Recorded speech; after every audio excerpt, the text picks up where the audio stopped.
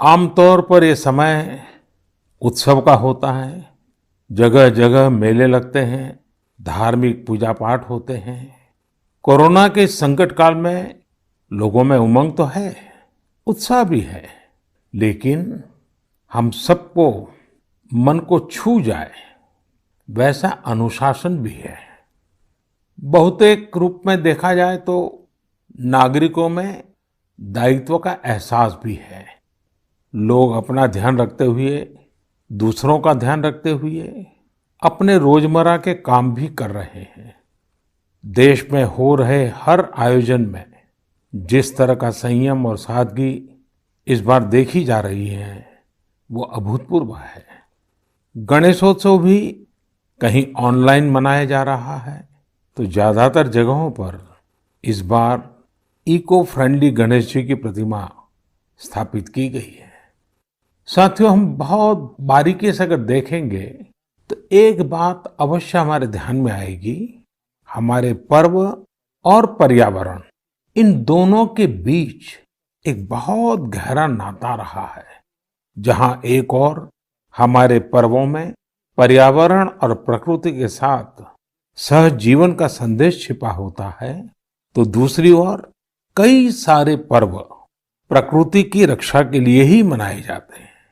जैसे बिहार के पश्चिमी चंपारण में सदियों से थारू आदिवासी समाज के लोग 60 घंटे के लॉकडाउन, या उनके ही शब्दों में कहें तो 60 घंटे के बरना का पालन करते हैं।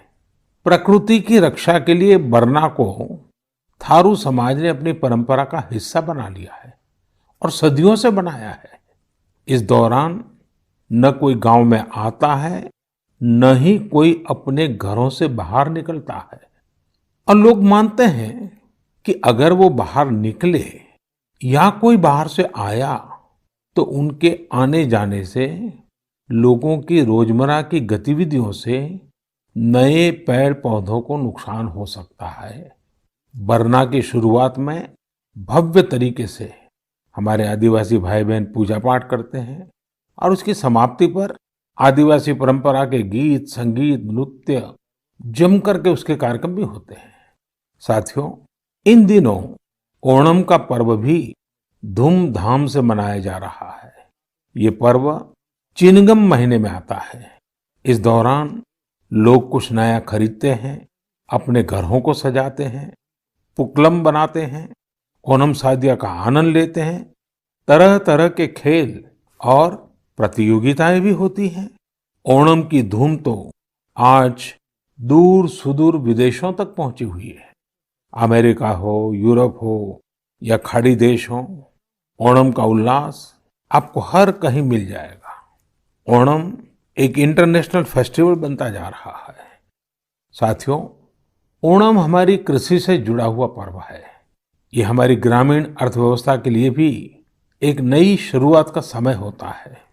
किसानों की शक्ति से ही तो हमारा जीवन, हमारा समाज चलता है। हमारे पर्व किसानों के परिश्रम से ही रंग बिरंगे बनते हैं। हमारे अन्नदाता को, किसानों की जीवनदायिनी शक्ति को वेदों में भी बहुत गौरवपूर्ण रूप से नमन किया गया है। ऋग्वेद में मंत्र है, अन्नानाम पतये नमः, अन्नानाम पतये नमः, क्षेत्राणाम पतये नमः। अर्थात अन्नदाता को नमन है, किसान को नमन है।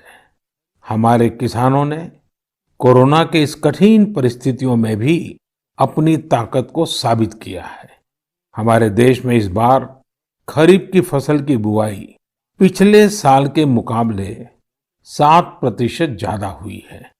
धान की रुपाई इस बार लगभग 10%, दालें लगभग 5%, मोटे अनाज, कोर्स सीरियल्स लगभग 3%, ऑयल सीड्स लगभग 13%, कपास लगभग 3% ज्यादा बोई गई है। मैं इसके लिए देश के किसानों को बधाई देता हूं, उनके परिश्रम को